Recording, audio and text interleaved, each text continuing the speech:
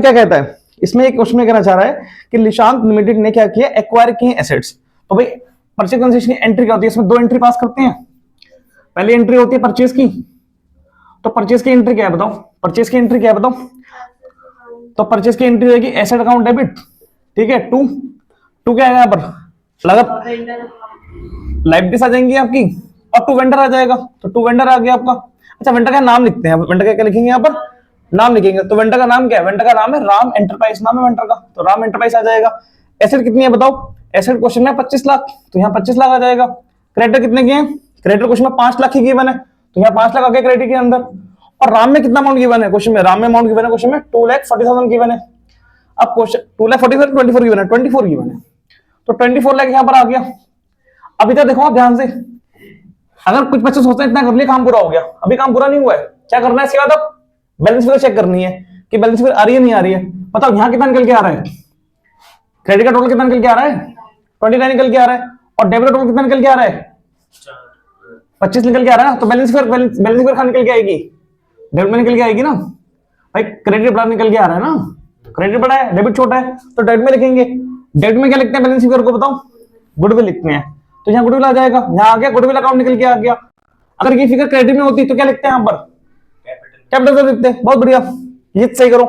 अब दूसरी एंट्री करनी है पेमेंट की, दूसरी एंट्री करनी है पेमेंट की। तो पेमेंट के यहाँ देखो सुनो, अब क्योंकि इसमें 6 केसेस हैं वो भी हमें ध्यान में रखने पड़ेंगे हमें। तो पहले पेमेंट के लिए जो वेंडर आपने यहाँ पर क्रेडिट किया उसको कर दो डेबिट, तो राम एंटरप्राइज को कर देंगे यहाँ पर डेबिट। 24 लाख आ जाएगा यहाँ पर, 24 लाख। अब देखते हैं पेमेंट कैसे कर रहे हैं। अगर बैंक चेक से होगी, डीडी से होगी तो बैंक आ जाएगा, अगर बिल्स पेपर दिया होगा तो बीबी आ जाएगा, ठीक है। शेयर से तो परसेंट डिबेंचर आ जाएगा, सॉरी परसेंट डिबेंचर नहीं आएगा, शेयर्स में क्या आएगा, शेयर्स में क्या आएगा, शेयर कैपिटल आएगा, और डिबेंचर में क्या आएगा, परसेंट डिबेंचर आएगा। डिस्काउंट पे तो discount on issue debenture, premium तो 2 एसपीआर आ जाएगा, ठीक है। तो क्वेश्चन में देखो, क्वेश्चन में क्या कहना चाह रहा है कि यहाँ पे 9% डिबेंचर दिए हमने, क्या दिया 9% डिबेंचर दिए, तो यहाँ पर आ जाएगा 9% डिबेंचर आ जाएगा आपका। अब क्वेश्चन में ये देखो क्या कहना चाह रहा है, क्वेश्चन के अंदर ये क्वेश्चन में कहना चाह रहा है कि प्रीमियम कितना है, 20% प्रीमियम है, और रिडीम किस पे कर रहे हैं हम, रिडीम कर रहे हैं पार पे। यहाँ देखो अब 6 केसेस पे देखो, 6 केसेस थे, तो यहाँ पर इश्यू किस पर हमारा, इश्यू हमारा है प्रीमियम पे, इश्यू हमारा है प्रीमियम पे, और रिडीम किस पे कर रहे हैं हम, रिडीम कर रहे हैं पार पे। देखो ये बात मैंने बताई थी, चाहे इश्यू तुम्हारा प्रीमियम पे हो या इश्यू पे, सॉरी इश्यू पे पार हो या रिडीम पे पार हो, कुछ नहीं करते। तो मतलब हैप्पी हो जाओ, कुछ करना नहीं है इसका, खुश हो जाओ, कुछ नहीं करना है इसका। पर यहाँ देखो अगर इश्यू पे प्रीमियम है तो क्या करते हैं 2 एसपीआर, मैंने वही बताया भी है, तो यहाँ 2 एसपीआर आ जाएगा।